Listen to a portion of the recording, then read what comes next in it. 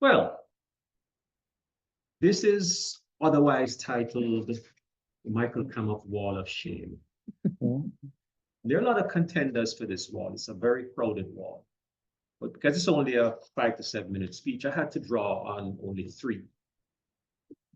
I know I told you about some other episodes of the past already, like, for instance, heading the wrong way on a highway during my driving test so that the examiner was terrified for his life. I failed that test. I know I told you about the time I picked a fight with my friend Garfield Kramer because I thought I could dazzle my school friends with my karate skills. I lost that fight. But there are a lot of other incidents that I haven't told you about. So let me share a few of those with you tonight. Incident number one. We'll call this one the beach trip. I just got my license in spite of the failure that I just mentioned. And a couple of us were planning a trip to the beach.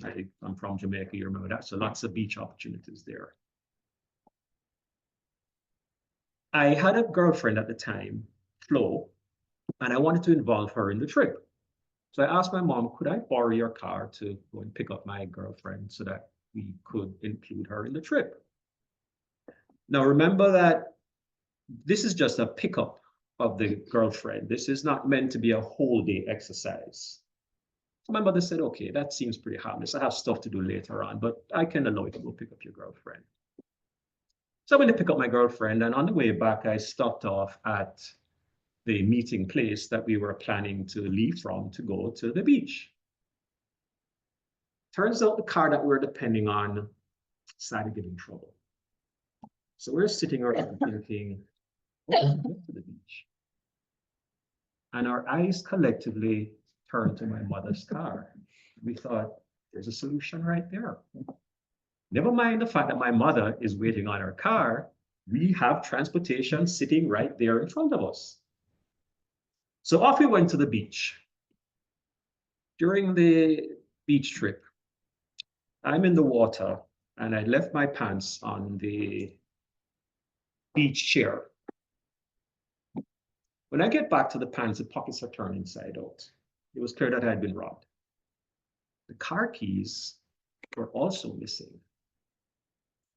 So I start to panic because I'm thinking, not only have I taken my mother's car, basically without permission, but now her car is gone. Fortunately, the car was still there. But we had no keys to start the car.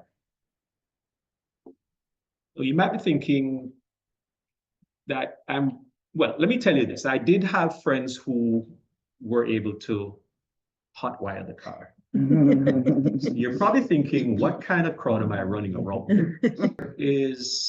There are wires that are coming out of the ignition, but the car was able to start. So we did get home eventually. And I remember the look on my mother's face when I showed up late at night with a hot wired car. All I can tell you is that my driving privileges were revoked for a long time. I'm going to go on to my second story. We'll call this story Dr. Lewis.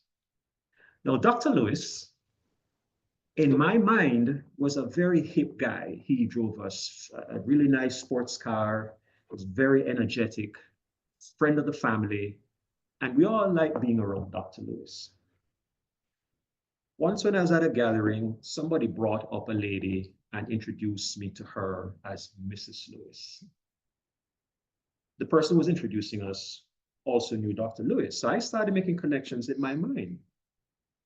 I blurted out, oh, you're Dr. Lewis's mother. Well, it turns out that it was Dr. Lewis's wife. Ouch. So we were both pretty embarrassed at this incident. My sister was very gracious to remind me about this incident a few days ago, as if I needed to remember. That's incident number two. Let me get to incident number three. I'll call this the proposal. I proposed to my wife about 25 years ago. And I remember her saying, or we agreed, that perhaps I should And I should mention, by the way, that in a temporary lapse of judgment, she said yes. But that's not the real point of the story. Point of the story is that we also agreed that I should probably go to her parents. I don't know. I know there's some married people in the room. I don't know how many of you have had that experience of having to go through the parents to get the approval. But I had to go through that. Have you seen the movie Meet the Parents? Any of you seen that movie? It had Ben Stiller and Bobby De Niro.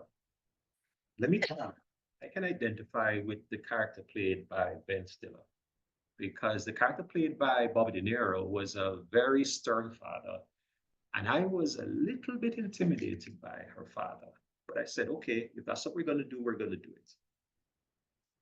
So I summoned up the courage, and in my most demure manner, I went to them and I started the conversation, and we got through how much I really enjoyed. I liked her daughter and flattered them and said, you must have done a good job raising her. We started talking about the fact that her father and my mother were contemporaries in school. Yeah. So afterwards, I'm saying, oh, that went pretty well. And I was telling my wife about that. And she said, so what did they say about the important question? Then I realized I hadn't asked that question. So I have to go back a second time to do what I should have done the first time.